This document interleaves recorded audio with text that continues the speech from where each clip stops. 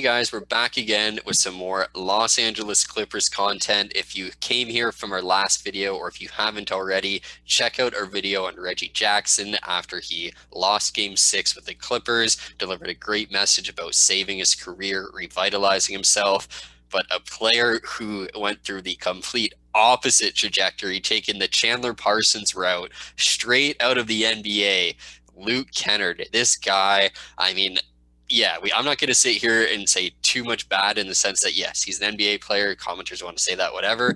He was a waste of space. Like, I don't care. This man in the playoffs, he was useless out there. The amount of DraftKings pools I took him in, assuming that, hey, for 1,000 DraftKings points, Luke Kennard is going to give me at least 8 points, a three-pointer, and a couple free throws. No, this guy, what, 0.1 free throws per game. He wasn't getting to the line. His percentages were fine in every regard. But again, like, there's just no aggression from this guy. I don't know what he was doing out there, and super disappointing for a guy who they paid some pretty decent money to for a few years moving forward. Yeah, so they have him on contract for the next 3 years. And I look back, and if people are going to watch some of our old videos, we've talked about how the Clippers going to be so great this year because how they have all this shooting. They're going to be so. How can you stop Kawhi Leonard and Paul George when you have Luke Kennard shooting 45% from three on the corner? You have Lou Williams on the other corner. How is this going to be possible? Well, it turns out it is possible because Kennard doesn't play and Lou Williams gets traded. So you look back at it, and we were talking about this because last year he got almost 16 points per game. He shot 40% from three. He played on a non-playoff team where he was getting the ball a lot. He was expected to make shots, and he made the shots. But he played with aggression. That's a key point right there, the aggressiveness. He averaged 2.7 free throws per game last year. Do you know how many he averaged this year? I just looked it up, and I was in disbelief. The regular season? Yeah, regular season. No, I didn't check regular season. I saw playoffs was 0.1, like I said. I wouldn't be surprised if it was like 1.2 or something. Okay, so he played a lot more in the regular season. He gets 0.5. Oh, 0.5 yeah. free throws per game.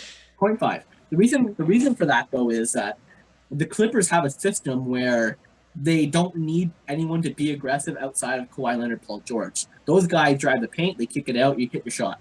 And Kennard hit actually a career-high three-point percentage this year. Mm-hmm. But no matter how good you're playing on three in the NBA in 2021, that's not going to garner you minutes no matter what. You have to play on defense. You have to show some aggressiveness. And those are two things that he lacked majorly in the playoffs. Not only did his shooting go down, he still hit a pretty good amount of his shots, but he didn't play. He was getting benched over players like Pat Beverly, Rondo, Reggie Jackson. The shitty thing about the situation is that you're paying Luke Kennard on average $14 million for the next 3 years. I would rather have Reggie Jackson, but right now, unless you get rid of Luke Kennard, you can't keep Reggie Jackson.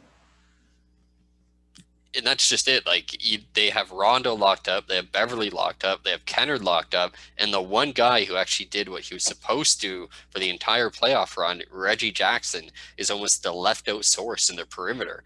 So that's a huge mistake for them, and it almost just goes to show again how poorly this Clippers team is always managed, that not only could they not get over the hump, but this roster just slowly and slowly and slowly gets more depleted in other ways.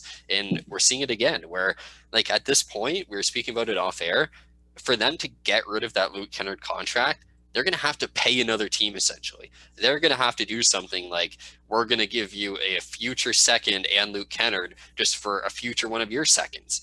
So that's the situation they're in, where I don't think anyone wants Luke Kennard, and anyone who does, they're going to be doing it with leverage in the trade, versus the other way. They should be getting something in return for Luke Kennard, and they're not. Which is funny because you look at Luke Kennard, and I think of a lot of JJ Redick. I think they're a very similar player. They get very hot. And you know what? Kennard's three-point shooting has actually been better than Redick's has, career-wise. But Redick is still a hot commodity. Redick is still a guy that can get paid $15 to $20 million per year.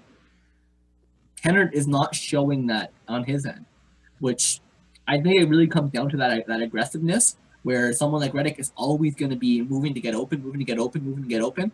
And Kennard could play like that to a certain extent. But in Detroit, he played so good because the ball was fed to him. And when the ball's not fed to him, play after play, he kind of gets forgotten about. He gets left out of the plays, and then it shows on defense, it shows on offense. And then come playoff time where every single play matters, he's just not playing. And that's just what it came down to. Like the minutes that mattered, he wasn't out there for. Where even I think in the last game, again, going back to the DraftKings pool, I had him, and I remember sending you my lineup, and I'm like, hey, like that's it, this lineup's already done. You're like, hey, there's still half left. I'm like, man, Kennard's got 0 across the board. He's not going back out on the court.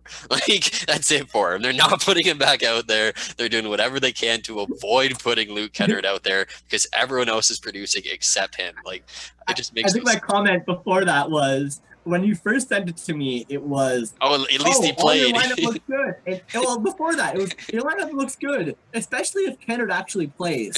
And then you're like, Kennard's had 0 across the board. And I was like, well, at least he still played. But in all reality, that's not what you expect for a guy that you paid $14 million per year for. I look back at like the Raptors from a couple of years ago, and they have Powell getting paid $12 million. Powell can at least play defense. Might not be as hot of a shooter, but he gets aggressive. He actually plays on offense, and he costs them less money. So there's just too many players that can substitute what Kennard can do and do other points at a higher level. I agree. He was supposed to be that type of guy where, like, again, if it's the Raptors, Gary Trent Jr., like he was supposed to be the guy who, when you needed an extra spark, he would come in and he would do it. And he very much wasn't. And I don't know what they're going to do with him, but I'd go as far as saying he was probably the worst offseason acquisition of the 2020 free agency. And that's a valid point. You're looking back a couple of years ago, when you look back at players like Biyombo getting paid $25 million per year, you look back at Otto Porter Jr. getting paid more than $29 million per year. Well, all these guys, they excelled at one thing.